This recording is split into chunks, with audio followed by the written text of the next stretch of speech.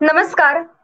श्री सोमेश्वर कलामंच निर्मित नमस्कार. गराजलो रे गराजलो या नाटकाद्वारे जनजागृती करता करता आता साकारलीये प्रत्यक्षात एक खरी चळवळ. आणि ह्या चळवळीच्या माध्यमातूनच घेऊन आलो आहोत लाईव्ह मुलाखत चर्चासत्र. आता हे लाईव्ह मुलाखत चर्चासत्र नक्की कशासाठी? तर आपल्या कोकणवासियांना यशाच्या उत्तुंग शिखरावर पोहोचलेल्या व्यक्तींशी गाठभेट घालून देण्यासाठी, त्यातून त्यांचा आत्मविश्वास वाढवण्यासाठी आणि त्यांच्या यशाचा मार्ग सुकर करण्यासाठी. आणि मी रिद्धी पाटील तुम्हा सर्वांचं आजच्या या लाईव्ह मुलाखत चर्चासत्रामध्ये सहर्ष स्वागत करते. आज आपल्या सोबत आहेत विश्वनाथ सावंत सर. तर सर, तुमचं आजच्या लाईव्ह मुलाखतीमध्ये खूप खूप स्वागत. आवाज नीट ऐकायला येत नाही. हॅलो. हॅलो. हा सर, माझा आवाज येतोय तुम्हाला? डिस्टर्बन्स आहे काहीतरी. डिस्टर्बन्स आहे. माझ्यापर्यंत आवाज नीट ऐकायला येत नाही.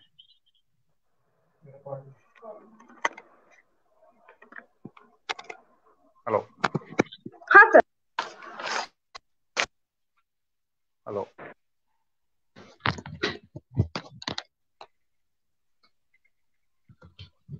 हॅलो. सर, माझा आवाज आता तुम्हाला येतोय? हॅलो.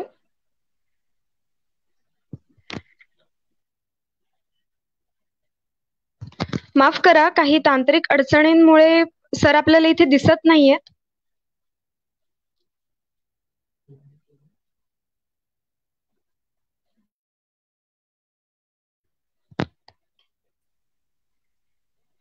हॅलो.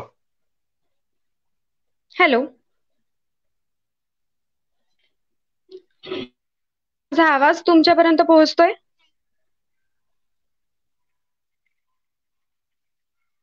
हॅलो. माझा आवाज तुमच्यापर्यंत पोहोचतोय?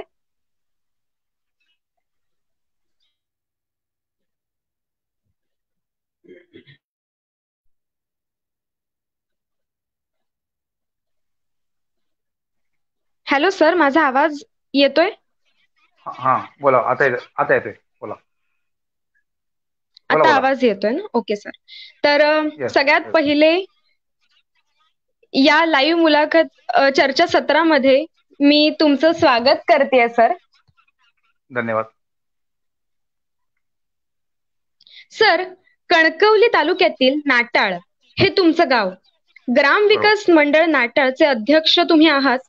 खर तर कोकणातील सर्वच गावातली तरुण पिढी आज मुंबईसारख्या शहरांमध्ये धाव घेतेय आणि गावाच्या गावं खाली होत आहेत.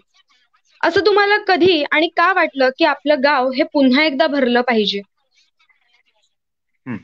2013 साली आमचं गावातलं वडिलोपार्जित घर आम्ही हं, भावाने एकत्रित बांधायला घेतलं आणि हं, त्यानिमित्ताने सलग 7-8 महिने आम्ही गावात राहिलो त्यावेळेला. आणि ते हं, वास्तव त्या असताना लक्षात आलं की वाडीतली जवळजवळ 80% घरं जी आहेत ती खाली हं, आहेत, बंद झालेली आहेत. आणि सगळे हं, आमचे भावकी ही शहरामध्ये कामं नोकऱ्या शोधायला गेली आहेत. मग त्यावेळेला हं. असं वाटलं की नाही, हे गाव भरायला पाहिजे. नक्की काय करायचं बरोबर ते आहे. मात्र लक्षात नव्हतं त्यावेळेला. हं. हं. त्यावेळेला असं वाटलं 2013 मध्ये की गाव आपला भरायला पाहिजे. पुन्हा एकदा भरलं पाहिजे. बरं राईट. Sir, right. ज्यावेळी तुमच्या लक्षात आलं की गावाकडे लोक पुन्हा वळतील पण पाणी ह्या समस्येमुळे, तर त्यावेळी तुमचं पहिलं पाऊल काय होतं? म्हणजे गावात जे स्थायिक होते त्यांना कसं आपल्या सोबत घेतलं? बेसिकली सुरुवातीला आपल्या जवळची जी भावकी आहे, आमच्या जवळची जी भावकी आहे, हं, आमचं एक हं, रामेश्वर माऊली मित्र मंडळ आहे. माझ्याच हं, वयाचं ते सगळे ग्रुप आहेत. तसं म्हटलं तर हं, मी त्याच्यामध्ये सिनियर सिटीजन आहे. त्यांना हं, विश्वासात घेतलं. त्याच्यानंतर माझे अगदी मतं पटणारे किंवा समविचारी म्हणजे भालचंद्र दादा, अनिल आहे हं, आणि समीर आहेत. यांना ही योजना सांगितली की आपल्याला असं काही करता येईल की काय. कारण हं. कुठल्याही उद्योगधंदा सुरू करायचं म्हटलं तर त्याला पाणी लागतं. आपण ही बरोबर. पाण्याची व्यवस्था आपण करूया. आणि हम्म. ह्या सगळ्या कामामध्ये आता जे आमचे सेक्रेटरी आहेत जे गावालाच असतात, हम्म. हम्म. समीर सावंत, तर अच्छा. यामध्ये त्यांनी आम्हाला खूप मोलाची मदत अशी केली की जी सरकारी यंत्रणा कटकटीची वाटते हम्म. ती त्यांनी ती सोपी हम्म. करून दिली. आणि ओके. नंतर मी, भाजनदादा आणि अनिल, आम्ही हम्म. तिघांनी मिळून गावी जाऊन वाडीवरती मीटिंग घेतल्या. लोकांना हम्म. कामाची व्याप्ती आणि कामाची गरज हे सांगितलं. हा हम्म. विषय सगळा त्यांनी समजून घेतला. प्रत्येक वाडीवर आम्ही जाऊन त्या मीटिंग घेतलेल्या आणि या बहुतेक वेळा संध्याकाळच्या मीटिंग असायच्या, कारण दिवसभर हे अच्छा. माणसं मिळायचे हे आहेत ते. हम्म. त्याच्यानंतर ग्रामविकासचा ग्रुप जो आहे तो आम्ही 2018 साली स्थापन केला होता, व्हॉट्सअपचा ग्रुप. ओ. आमच्याबद्दल अनेकांना विश्वास असल्यामुळे रुपये हम्म. 500 पासून 2.5 लाखापर्यंत आम्हाला देणग्या गोळा झाल्या. ओ. आणि अच्छा. पूर्ण कोकणामध्ये कौतुकाची गोष्ट अशी आहे की हम्म. एकंदर 22 लाखाचा हा निधी हा गोळा झाला, देणग्या गोळा झाल्या 22 हम्म. लाखाच्या. आणि हम्म. विशेष म्हणजे हे सगळं व्हॉट्सअपवरनच झालं. ह्या हा हम्म. निधी गोळा करताना माझ्या लक्षात आलं की आमचं गाव हे दानशूरांचं गाव आहे. आणि हम्म. सगळा गाव नदी पुनरुज्जीवनासाठी आर्थिक मदत आणि श्रमदान घेऊन उभा होता. परंतु हम्म. त्यात आमचे एक जवळचे भाऊ, ज्येष्ठ भाऊ मंगेश सावंत हम्म. हे आमच्या हम्म. पाठीमागे ठामपणाने उभे होते. आणि नदीवरील वाड्याने उपस्थित हम्म. कार्यकर्त्यांच्या जेवणाच्या व्यवस्था वाटून घेतल्या. मुंबईकर अच्छा. आणि ग्रामस्थ यांनी मनापासून श्रमदान केले. हम्म. वेळोवेळी मुंबईकर अ, मुंबईवरून यायचे स्वखर्चाने. हम्म. हम्म. त्याच्यासोबत आमचे जे अनिल सावंत जे आहेत, तर अनिल हम्म. सावंत आहेत आता ते सहसेक्रेटरी आहेत. त्यांनी आमचा जो गावातला एक एरिया आहे धाकटा मूळ म्हणून आहे, तर त्या ठिकाणी हम्म. त्यांनी 2 ठिकाणी रस्ता हा कोसळणार होता, जो नदीच्या हा. बाजूने रस्ता जातो, त्या हम्म. रस्त्याला त्यांनी नदीतला भर टाकला आणि तो रस्ता हम्म. वाचवला. ऍक्च्युअल हा वा. झेडपीचा रस्ता होता, पण त्यामुळे हम्म. हम्म. गावाचा संपर्क जो तुटणार होता तो काही दिवस म्हणजे काही वर्ष पुढे अजूनही तो रस्ता व्यवस्थित आहे त्या ठिकाणी. शिवाय मग ओके. जलनायक डॉक्टर गोखले आणि जलनायक हम्म. राहुल तिवरेकर जे आमच्या संपर्कात आहेत, त्यातील हम्म. जे जलनायक डॉक्टर गोखले जे आहेत, हे हम्म. आमच्या सोबत 5 दिवस तिथे होते आणि त्यांच्या मार्गदर्शनाखाली आम्ही हे नदीचं काम केलं. त्यांनी ज्याप्रमाणे सूचना अच्छा. केल्या हम्म. त्याप्रमाणे आम्ही हे केलेलं. आणि हे सगळं काम झाल्यानंतर हम्म. देणग्या गोळा करण्यासाठी आमचेच भाऊ एक मिलिंद हिरलोकर यांनी एक चांगलं ब्रोशर तयार केलं. त्या ब्रोशरमुळे अच्छा. मदत झाली, लोकांपर्यंत कार्य पोहोचवता आलं. आणि हम्म. हम्म. सगळ्यांचंच नाव घेता येईल, पण आपल्याकडे वेळ कमी आहे, त्याच्यामुळे डोळ्यासमोर हम्म. सगळी माणसं आहेत, वेळेबाबी हा. नाव घेता येत नाही. बोला. हम्म. हम्म. छान सर. खरं हा, तर ज्यावेळेस अख्खं गाव एकत्र येतं ना, त्यावेळेला आपल्या पुढे खरंच कोणी नाही असू शकत किंवा आपली एकी हीच सगळ्यात महत्वाची असते. तर सर, बरोबर. कोकणात मुबलक पाऊस पडून सुद्धा एप्रिल मे महिन्याच्या अखेरीस कोकणात काही ठिकाणी टंचाई भासते. त्या मागचं कोणतं कारण तुमच्या लक्षात आलं? आज गेले 60-70 वर्ष कोकणातली शेती पड आहे. आणि हम्म. याला कारणीभूत अ, कोकणामध्ये उद्योग व्यवसाय त्या काळात नव्हते, ट्रान्सपोर्टच्या हम्म. व्यवस्था त्यावेळेला नव्हत्या. आणि बरोबर. त्याच्यामुळे धंदे कुठले येत नव्हते, नोकऱ्या पण तिथे उपलब्ध नव्हत्या. नोकऱ्या जास्त करून होत्या त्या शिक्षक पेशाच्या नोकऱ्या होत्या हम्म. जास्त हम्म. करून. हम्म. त्याच्यामुळे हा बहुसंख्य कोकणी माणूस जो रत्नागिरी, रायगड आणि सिंधुदुर्ग या तिन्ही जिल्ह्यातला कोकणी हम्म. माणूस हा मुंबई शहर, पुणे शहर, कोल्हापूर, आणखी आउट ऑफ इंडिया वगैरे निघून गेला. हम्म. आणि यामुळे तिथे जे पहिल्यांदा शेती ही कौटुंबिक होती, तिचं बरोबर. कमी कमी झालं, म्हणजे मजूर कमी झाले थोडक्यात, किंवा हम्म. घरातले माणसं हम्म. कमी झाली. सेकंड थिंग, कुळ कायदा जो आला साधारणतः 57-56 साली काहीतरी कुळ कायदा आला. या कुळ हम्म. कायद्याने जमीन मालकांच्या जमिनी गेल्या. वतनदार हम्म. जे होते, म्हणजे आमच्या गावात आम्ही पटेल लोक, सावंत पटेल लोक आम्ही वतनदार आहोत, आमच्या पण जमिनी गेल्या. अच्छा. ह्या हम्म. ह्या जमिनी गेल्यामुळे आता बऱ्याचशा जमिनी पड राहिल्यात. कारण कोणाला जर का जमिनी जर का शेती करण्यासाठी आपण दिल्या, तर त्या हम्म. कदाचित परत कुल जातील, हा जरा अविश्वासाचं वातावरण असल्यामुळे हम्म. त्या जमिनी पड राहिला. जमिनी पड राहिल्यामुळे हम्म. शेताची नांगरणी नाही झाली. नांगरणी होत नाही जास्त, जेवढी बरोबर. पूर्वी व्हायची तशी नांगरणी होते. ती हम्म. नांगरणी होत नसल्यामुळे पाणी मुरत नाहीये. आणि पाणी त्या अं, हे झालं कठीण झालेल्या जमिनीवर ना पाणी खालच्या अंगाला हम्म. वाहून येते. आता हा. कोकणामध्ये 3,000 mm चा पाऊस पडतो. पण हम्म. हम्म. बाकी एप्रिल मे महिन्यामध्ये पाण्याची टंचाई असते. आणि बाकी बरोबर. निसर्ग म्हणा, सरकारी काही कारण आहेत, सरकारची भूमिका आहे, हम्म. आणि ग्रामस्थ हम्म. देखील वन वे लागतात. आणि 99% 95% वन वे आहेत ते मानवनिर्मित वन वे असतात, स्वतःहून वन वे लागत नाहीत. हम्म. हा, बरोबर. त्या वनव्यामुळे मातीची धूप जी आहे ना ती हम्म. वनस्पतीची किंवा झाडांची मुळं आहेत, ही जी माती धरून जाते ती वाहून जाते. आणि अशा तऱ्हेने पाण्या पाण्याचा निचरा होत नसल्यामुळे जमिनीमध्ये हम्म. भूजल पातळी वाढत नसल्यामुळे हा सगळ्याचा पाण्याचा प्रॉब्लेम आहे. बरोबर आहे सर. पाणी का आपल्याला तेव्हा मिळत नाही, यासाठी जे खरं हम्म. कारण आहे ते आज आपल्याला इथे कळलेलं आहे. आणि सर, नदी पुनर्जीवित करायची ठरवल्यानंतर कामाला कशी सुरुवात झाली आणि हे करत असताना काही अडथळे आले का? हो, कुठल्याही चांगल्या कामाला अडथळे येतात. याच्यामध्ये हम्म. पहिला अडथळा राजकारण्यांकडून झाला, दुसरा अडथळा काही अच्छा. प्रतिष्ठित लोकांकडून आला, आणि तिसरा हम्म. अडथळा होऊ शकला नाही. तिसरा पण अडथळा झाला होता. ओके. पण दुसऱ्या हम्म. अडथळ्यापेक्षा, प्रतिष्ठित लोकांच्या अडथळ्यापेक्षा पहिला जो हम्म. राजकारण्यांचा अडथळा होता तो त्रासदायक होता. हम्म. तत्कालीन हम्म. ग्रामपंचायतीला असं वाटलं किंवा तिथल्या लोकांना वाटलं, त्यांच्या हातात ग्रामपंचायत आहे, की आता हे लोक आम्हाला स्पर्धा करायला आले, आणि यांनी जर का स्पर्धा केली तर आम्हाला पुढे कोणी विचारणार. त्याच्यातून त्यांनी आम्हाला जे नाम फाउंडेशनला ना हरकतचं पत्र हम्म. पाहिजे तर द्यायला त्यांनी नकार दिला. मग आम्ही अच्छा. कलेक्टर, तहसीलदार यांच्याकडे गेलो, आणि हम्म. मग त्यांच्याकडनं परमिशन मिळाली, आणि मग काम चालू केलं. तिसरा जो ओके. अडथळा होता तो हम्म. कोकणामध्ये देवदेवस्कीवाले, देव देव काढणारे बरेच लोक असतात. हम्म. पण हो, हो.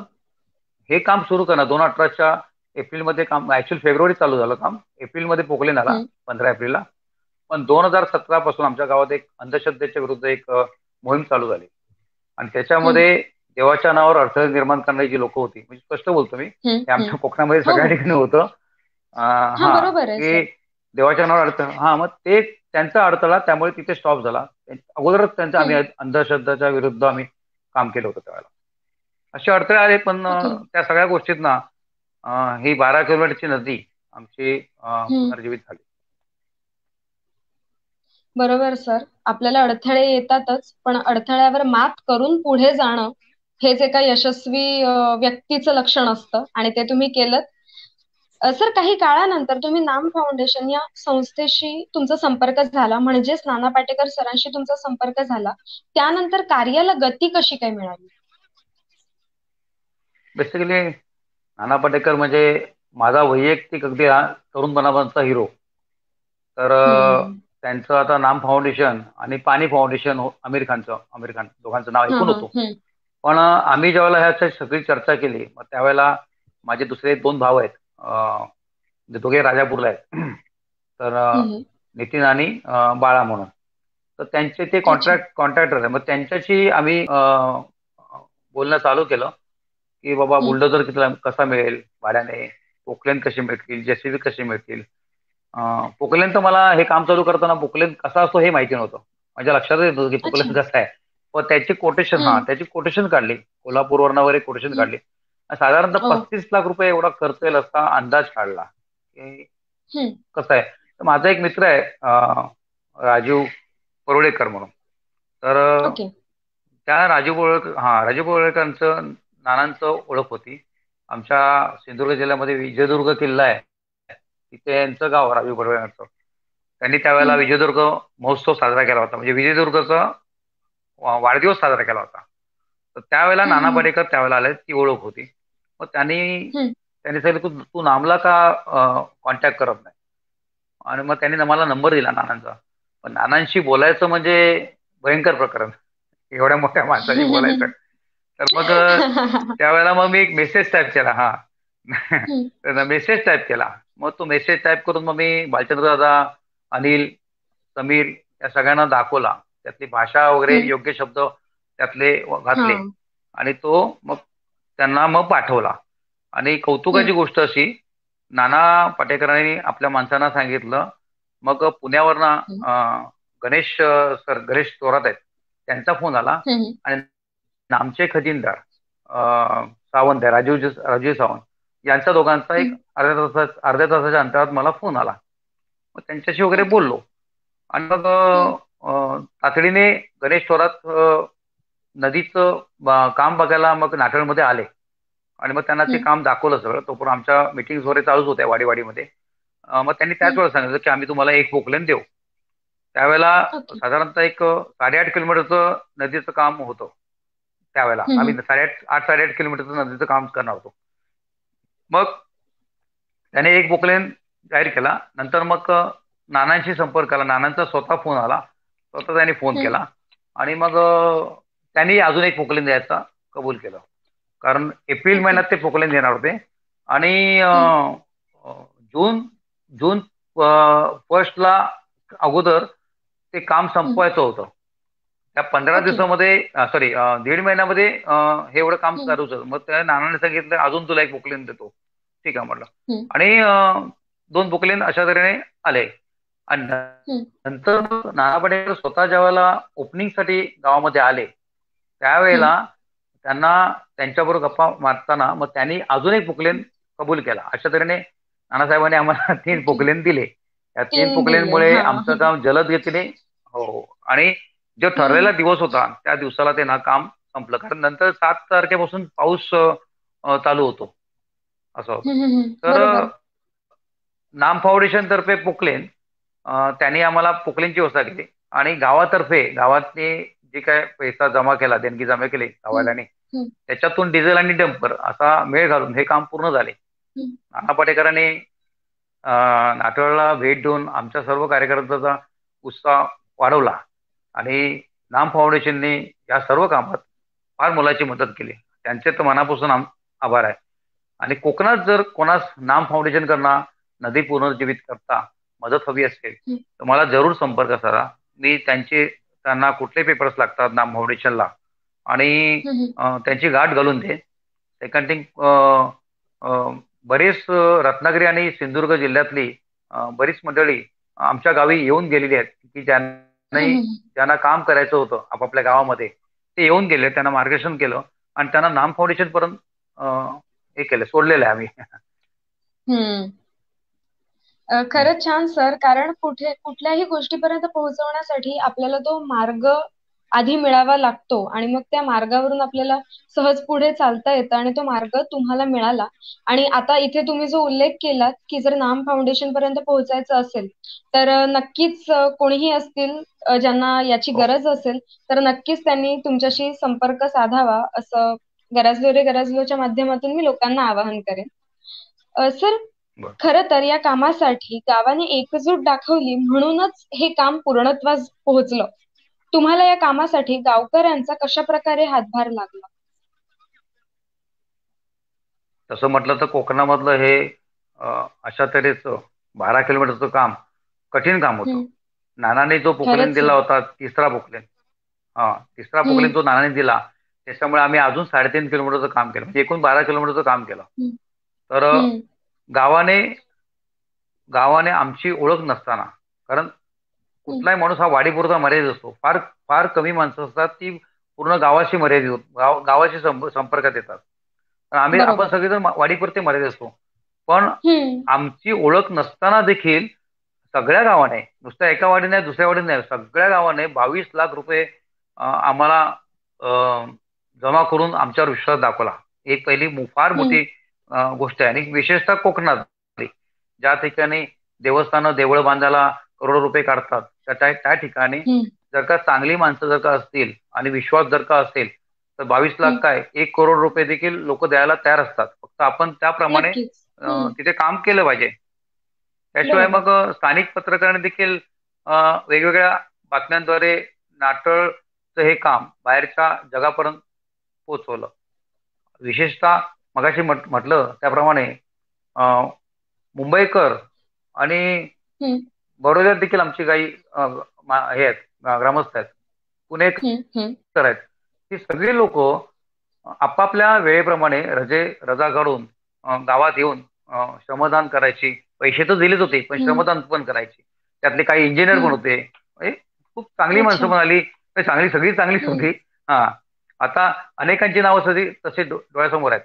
पण उल्लेखनीय असं की कावळेटमवाडीचा तरुण मुलांचा ग्रुप, त्याच्यानंतर मग हम्म, कुणकेश्वर वाडीतील तरुण आणि आमच्या राजवाडीतले, मी राजवाडीत राहतो, राजवाडीतील हम्म. रामेश्वर माऊली मित्र मंडळ, हे हे लोक पूर्ण गावासाठी काम करत होते. म्हणजे मी अच्छा. ह्याच वाडीसाठी काम करेन, ह्याच जागेसाठी काम हम्म. करेन असं नव्हतं, पूर्ण गावासाठी काम. तर हे खरोखर म्हणजे उल्लेखनीय आहे की ज्या वेळेला खरंच आहे. वाडीतली मंडळं अख्ख्या गावासाठी काम करतात त्यावेळेला गावामध्ये हम्म. एकी होते. आणि आता काय होत आहे की एक अशी माणसं एकत्र आल्यानंतर गावाचा विकास होतो. आणि हा विकास कोणी थांबवू बरोबर. शकत नाही. आणि आता आता हम्म. ह्या दोन दोन अडीच वर्षामध्ये आता तसं घडत आहे की आता आम्ही बंधारे बांधतो दरवर्षी. हा. तात्पुरते बंधारे बांधतो की जेणेकरून हम्म. पाण्याचं भूगर्भीय जे पाणी आहे, हम्म. भूजल आहे, ते वाढावं. आणि एप्रिल मे महिन्यामध्ये पाण्याची वाढ, विहिरीमध्ये पाण्याची वाढ व्हावी म्हणून आम्ही ते बंधारे हम्म. बांधतो मागणी येईल तसं. तर त्यावेळेला हा. हे सगळे वाडीवाडीतली माणसं एकत्र येऊन काम करतात. वा. ग्रामविकास मंडळ त्यांना जेसीबी आणि प्लास्टिक देते आणि अशा तरी छान हम्म. बंधारे होतात त्या ठिकाणी, पाणी साचतं. छान सर.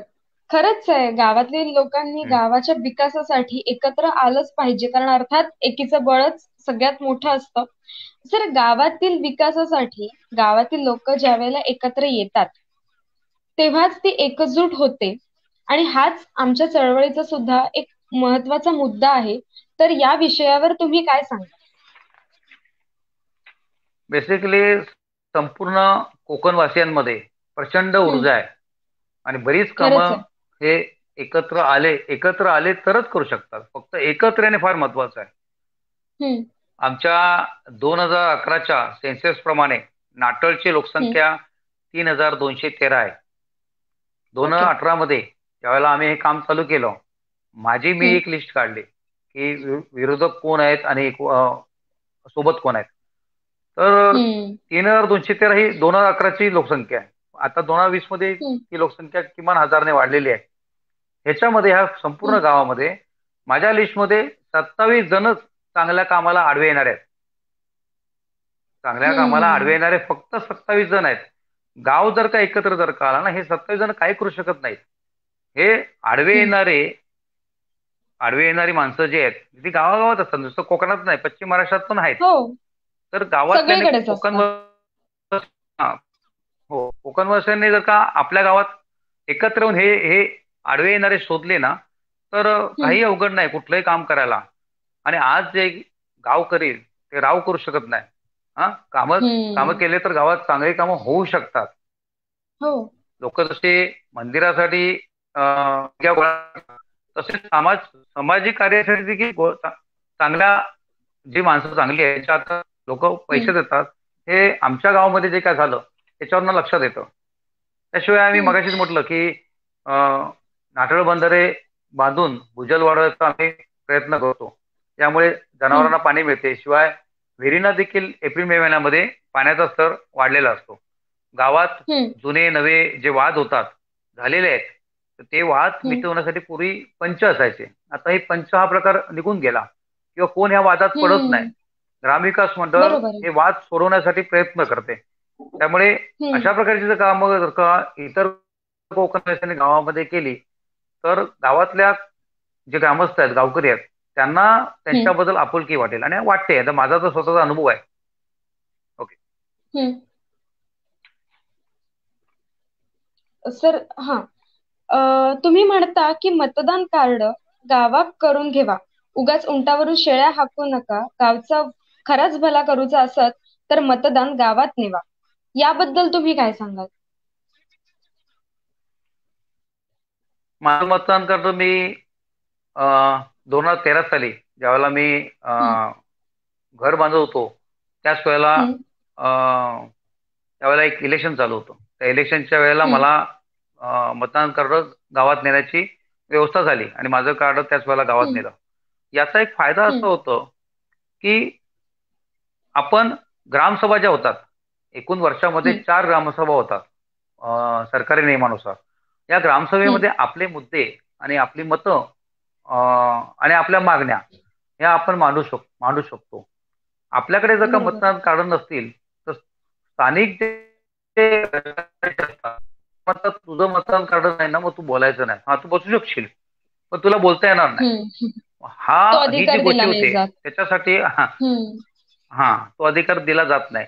बेसिकली मुंबईकर असो कुठलं, त्याचं गावात घर असतं, तो टॅक्स भरतो, बाकी इतरही पैसे भरतो ग्रामपंचायतीचे, राईट ना. त्यालाही दिला पाहिजे अधिकार. पण मतदान आपण सरकारने ते नियमातच आहे की तुमचं मतदान कार्ड जर का गावामध्ये नसेल तर तुम्हाला बोलता येत नाही. त्यामुळे गावाला आपण जर का ही कार्ड दिली तर गावात जो फंड येतो त्या फंडाला जी काय वाकडी वाट मिळते लक्ष न दिल्यामुळे मुंबईकरांनी किंवा शहरवासियांनी त्या वाटेला मार्ग मिळत नाही. सेकंड थिंग, तुमची मतदान कार्ड गावात नेण्यासाठी आता मोदी सरकारने एक चांगली व्यवस्था केली की तुम्ही ऑनलाईन मतदान कार्ड गावाला नेऊ शकता. आणि ही मतदान कार्ड गावाला कशी न्यायची घरातल्या बसल्या बसल्या, ही याचे अनेक माहितीवर व्हिडिओ हे युट्यूबला आहेत. त्यामुळे त्याचा वापर करून तुम्ही मतदान कार्ड गावाला नेऊ शकता. 1 महिना साधारणतः, जास्तीत जास्त 1 महिना लागतो आणि होतं ते आरामात, अगदी योग्य काम होतं. सेकंड थिंग, आपली मतदान कार्ड त्या मुंबईमध्ये किंवा इतर शहरामध्ये ठेवून आपल्याला उपयोग काय? जर का तुम्हाला खरोखर वाटते की माझ्या गावाचा विकास व्हावा तर त्या विकासासाठी तुमचं देणं एवढंच असेल की तुम्ही ती कार्ड गावात आणा आणि ज्या वेळेला ह्या ग्रामसभा असतात वर्षातून 4च वेळा या ना तुम्ही गावाला. मुंबईत मी गेले 2.5 वर्ष मी प्रत्येक ग्रामसभेला गावात जातो आणि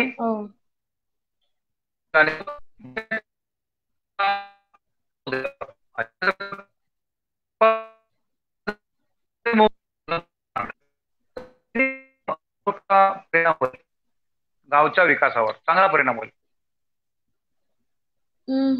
सर, तुम्ही जर शेवटचं वाक्य बोलत होता त्यावेळेस सर, तुम्ही शेवटचं वाक्य बोलत असताना तुमचा आवाज गेला होता, त्यामुळे प्लीज तुम्ही शेवटचा मुद्दा पुन्हा एकदा बोलू शकता का?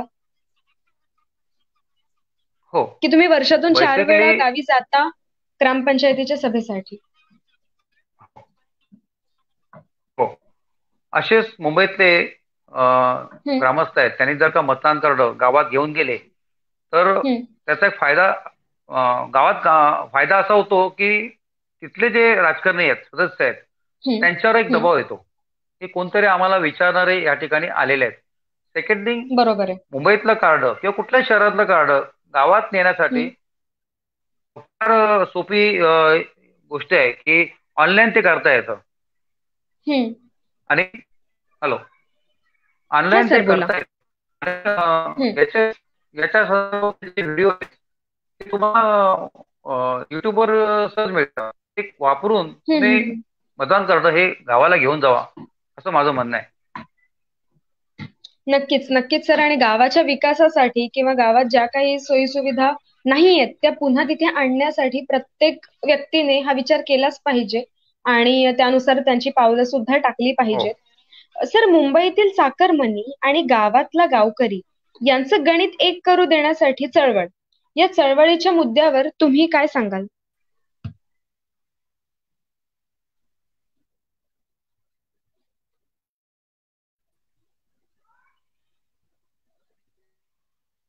हॅलो हॅलो हॅलो सर, माझा आवाज येतोय? हा, येते. हा, बोला. येतोय? येते, बोला. सर, आपल्या गावातला गावकरी आणि मुंबईतील चाकरमनी यांचं गणित एक करून देण्यासाठी चळवळ हा आमच्या चळवळीपैकी एक चळवळीचा मुद्दा आहे. तर या मुद्द्यावर सांगाल? गावातल्या ग्रामस्थास कुटुंबाच्या एकत्र जमिनीमध्ये काहीतरी करावं असं वाटतं शेतीबद्दल. आणि मुंबईकर भावाने हम्म. आणि त्याच्या त्या हम्म. वहिनीने त्यास मदत करणे गरजेचं आहे. कारण मुंबईतला भाऊ हा सेटल झालेला असतो, गावातला भाऊ तेवढा सेटल नसतो. तो गावातलं घर आणि हम्म. जमीन राखत असतो. अनेकदा ह्या गावातल्या भावाला बरोबर. मदत जी असते ती फक्त जमीन वापरण्यापुरती, नो ऑब्जेक्शन, एनओसी अपेक्षित असते. हम्म. आर्थिक हम्म. मदत करून एकत्रित शेती जर का केली तर ते सोन्याहून पिवळं. आणि अनेक भाऊ आहेत ना, बरेचसे भाऊ हम्म. जास्त आता राहिले नाहीत, की काही भाऊ आहेत ना ते मुंबईवरनं खास शेतीसाठी गावाला येतात. म्हणजे हो, आमच्याकडे खरंय. गणपती आणि आमच्याकडे सप्ताह म्हणून जो सण आहे, 7 दिवसाची हम्म. जत्रा असते. तर हम्म. 1-2 कुटुंब अशी आहेत ना, ती सप्त्याला पण येत नाहीत आणि गणपतीला पण येत नाहीत. ती लोक हम्म. शेतीच्या वेळेला मात्र येतात. त्या अच्छा. शेतीच्या वेळेला भावाला मदत करायला येतात. हम्म. हम्म. हम्म. त्याच्याशिवाय पश्चिम महाराष्ट्रात गावचा भाऊ कुटुंबाची शेती सांभाळतो. त्याच्या मुलास हम्म. शिक्षणासाठी चाकरमानी भाऊ मदत करतो. प्रसंगी त्या हम्म. मुलाला राहण्यासाठी जागा देतो, निवास व्यवस्था करून. हम्म. ही पद्धत आहे, ही पद्धत कोकण वस्त्यांमध्ये पूर्वी देखील होती. पण हम्म. पण आता काय झालंय की कोरोना काळात शहराचा फोलपणा अनेकांना जाणवला. हम्म. त्यामुळे चाकरमानी आणि गावकरी यातले प्रेम पुन्हा वाढेल असा मला विश्वास वाटतो. नक्कीच सर, आणि ते वाढलंच पाहिजे. हा. सर, ज्या ज्या सरकारी योजना येतात त्या सामान्य जनतेपर्यंत पोहोचवण्यासाठी काय काय केलं पाहिजे असं तुम्हाला वाटतं? मुळात सरकारी योजना पोचवण्याचे हम्म. काम ग्रामसेवक, सरपंच आणि निवडून आलेले सदस्य यांचे आहे. खरंय. त्यांच्यावर दबाव गावकऱ्यांनी ठेवला पाहिजे. आणि हम्म. गावकऱ्यांनी हा दबाव कधी ठेवतील, त्यावेळेला ते ग्रामसभेला येतील. पण बरोबर. ह्या राजकीय लोकांनी अशा तऱ्हेने कामं केली आहेत की ग्रामस्थांना वाटतं की आम्ही ग्रामसभेला गेलो तर आमची कामच होणार नाहीये. पण हम्म. आधी अंड की आधी कोंबडं असला प्रकार आहे. तुम्ही जर का ग्रामसभेत गेलात तर तुम्हाला त्याचा हे करायला मिळेल, दबाव टाकता येईल. हम्म. आणि आता काय झालंय की सोशल मीडिया हम्म. याच्यामुळे बऱ्याचशा योजना गावकऱ्यांपर्यंत पोहोचतात. शिवाय आमचा जो ग्रामविकासचा ग्रुप आहे, त्या ग्रामविकासच्या हम्म. ग्रुपवर आम्ही ह्या योजना वेळोवेळी आम्ही तिथे शेअर करत असतो. हम्म. त्यामुळे आणि आणि आमचा जो ग्रामविकासचा ग्रुप आहे तर त्या हम्म. ग्रुपवर बाकी इतर कुठल्याही पोस्टला बंदी आहे. अच्छा. देवाच्या पोस्टी टाकायच्या नाहीत, गुड मॉर्निंग गुड नाईट वगैरे टाकायचं नाहीत. फक्त गाव हम्म. आणि कोकण या संदर्भातलं जी काय माहिती असेल ती टाकायची. निर्णय JR आमच्या ग्रामविकासच्या ग्रुपवर शेअर केले जातात. अशा तऱ्हेने हम्म. आम्ही एकमेकांच्या संपर्कात राहतो. छान सर. आणि सर, या कोरोनाच्या काळामध्ये बरेच चाकरमानी आपापल्या गावांकडे वळलेले आहेत आणि मग मुंबईची किंवा कुठल्याही शहरातली नोकरी करण्यापेक्षा आपल्या गावाकडची शेतीच बरी असं त्यांना वाटू लागलेलं आहे. तर अशा शेतकऱ्यांना तुम्ही काय सांगा?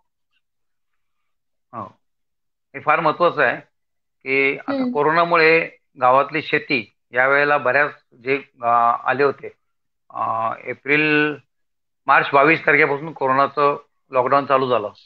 आणि हम्म. त्याच्यानंतर मग एप्रिल महिन्यापर्यंत बरीच लोक गावात आली आणि हम्म.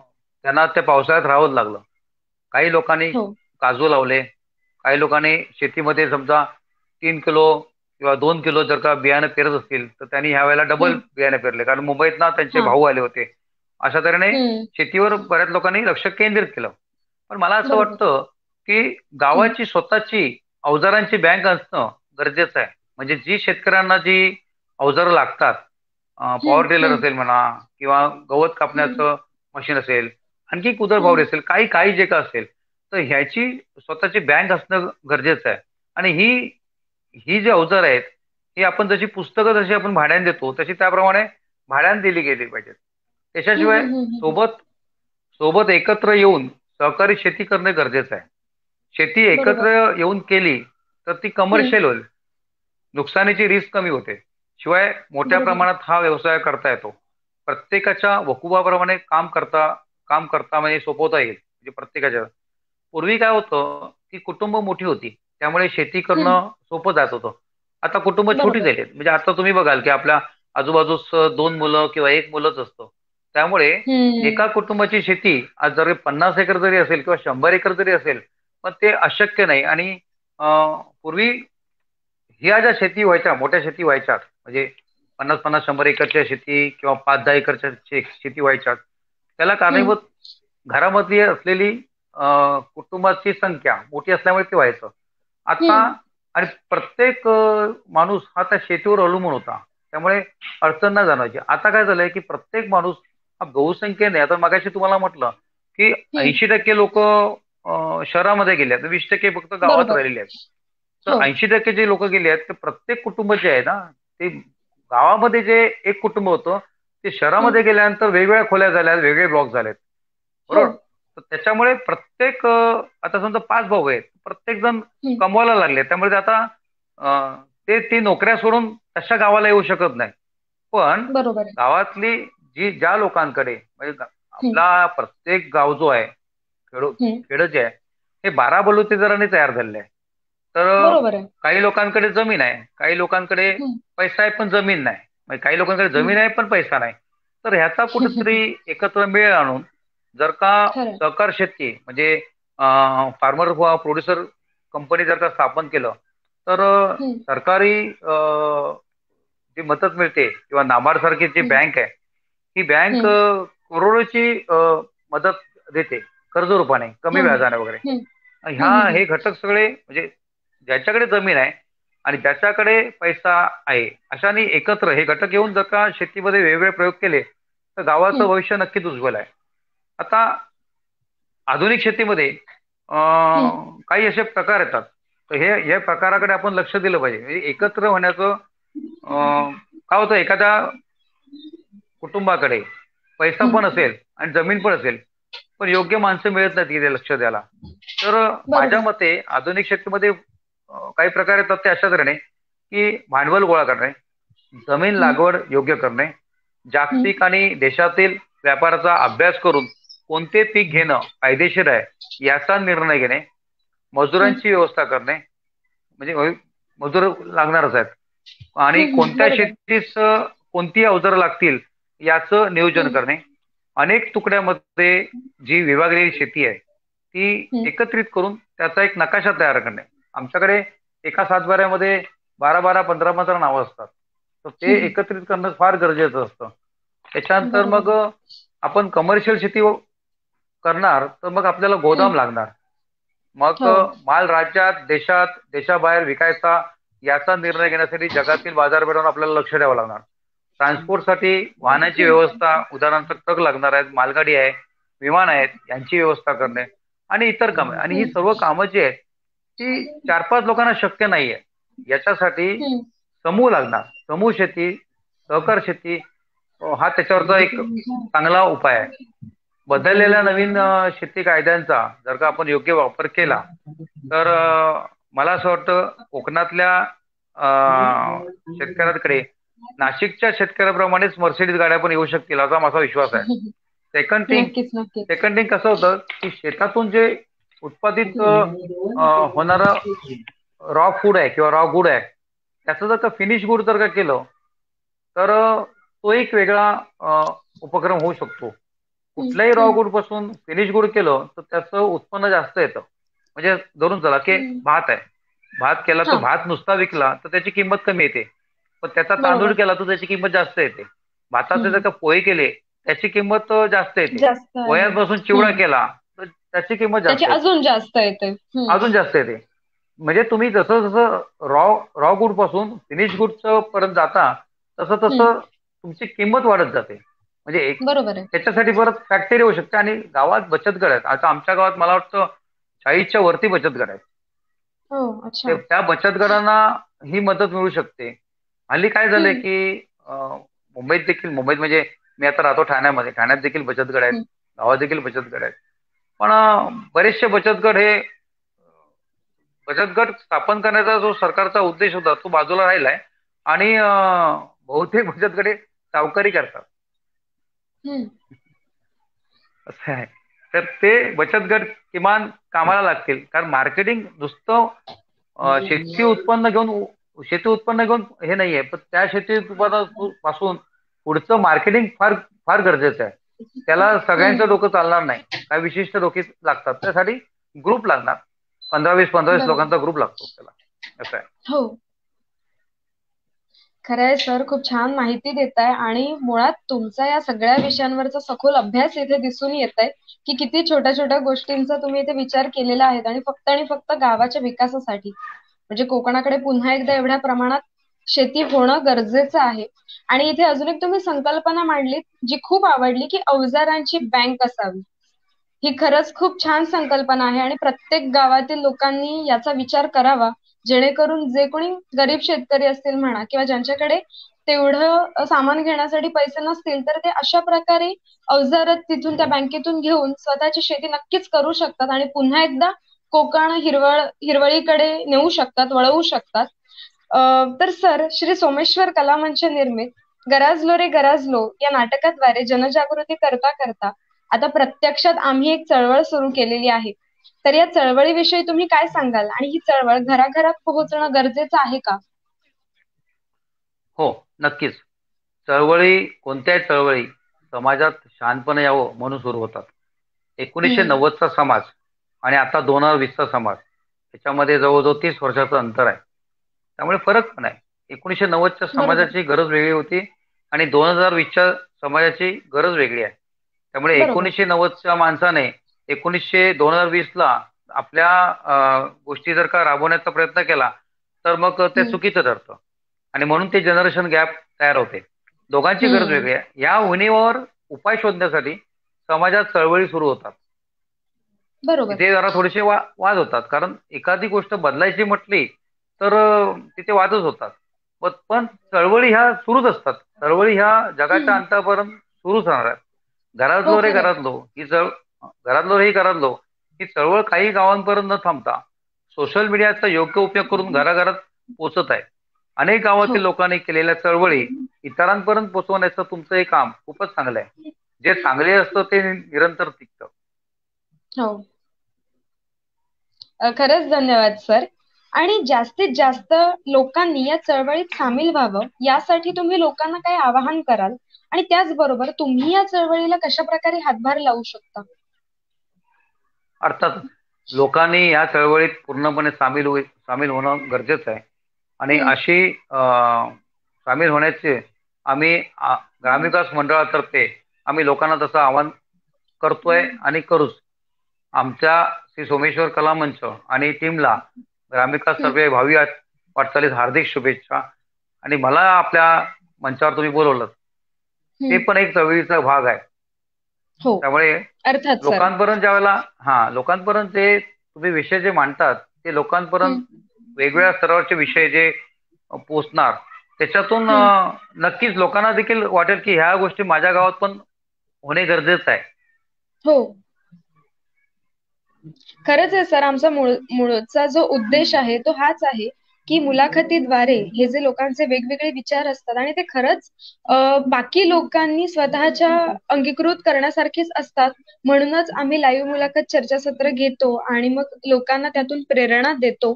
आणि आज तुम्ही इथे जे काही विषय मांडले त्यामागचा तुमचा सखोल अभ्यास होता आणि खरंच ही मुलाखत फार छान झाली. खूप नवीन गोष्टी, म्हणजे गावाचा विकास नक्की कसा व्हावा किंवा गावकऱ्यांनी एकत्र कसं यावं, मुंबईतल्या चाकरमान्यांनी सुद्धा गावाकडे कसं वळलं पाहिजे किंवा कशा प्रकारे एक मागून सपोर्ट केला पाहिजे जर त्यांना प्रत्यक्षात येणं शक्य नसेल तर, ह्या सगळ्या गोष्टी आज आपल्याला इथे समजलेल्या आहेत.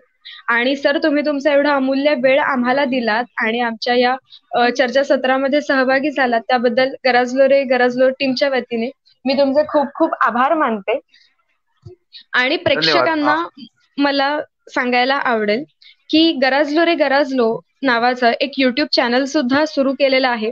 यामागचा एकमेव उद्देश हाच आहे की गराजलो रे गराजलोच्या वतीने जी व्हिडिओज बनवल्या जातात, ज्या समस्यांवरती आवाज उठवला जातो, त्या गोष्टी प्रत्येक कोकणातील लोकांपर्यंत पोहोचाव्यात आणि त्यातून लोकांनी प्रेरणा घेऊन स्वतःचं गाव बदलावं. आणि अर्थात गाव बदललं की आपलं कोकण बदलणारच आहे आणि कुठेतरी कोकणाचा विकास त्या मार्फे होणारच आहे. आणि दर शुक्रवारी गरजलो रे गरजलोचे माननीय श्री सहदेव धरणे लाईव्ह येतात आणि या लाईव्ह मधून कोकणात अशा ज्या काही समस्या असतात, ज्या समस्यांवर आवाज उठवणं गरजेचं असतं, अशा समस्यांवर ते बोलतात, ते आवाज उठवतात, आपल्या सर्वांना जागृत करतात. तर नक्की प्रत्येक प्रेक्षकांनी हे शुक्रवारचं लाईव्ह नक्की बघावं आणि त्यातून जागृत होऊन कुठेतरी कोकण बदलावं आणि कोकण कुठेतरी चांगल्या मार्गावर न्यावं, कोकणाचा विकास साधावा, हाच त्यामागचा एकमेव उद्देश आहे, उदात्त हेतू आहे. तर प्रेक्षकांनी ही मुलाखत बघितली त्यासाठी त्यांचे खूप खूप धन्यवाद आणि आपण पुन्हा एकदा भेटू अशाच एका छान मुलाखतीमध्ये, अशाच एका प्रेरणादायी व्यक्तीसोबत. तोपर्यंत तुम्ही सर्वांनी घरीच राहा आणि स्वतःची काळजी घ्या. धन्यवाद. धन्यवाद रिद्धी. तुम्ही आणि सदैव धने सरांनी मला या मंचावर बोलून या सगळ्या गोष्टीबद्दल मला बोलायला चान्स दिला, त्याबद्दल पुन्हा एकदा तुमचे धन्यवाद. धन्यवाद सर.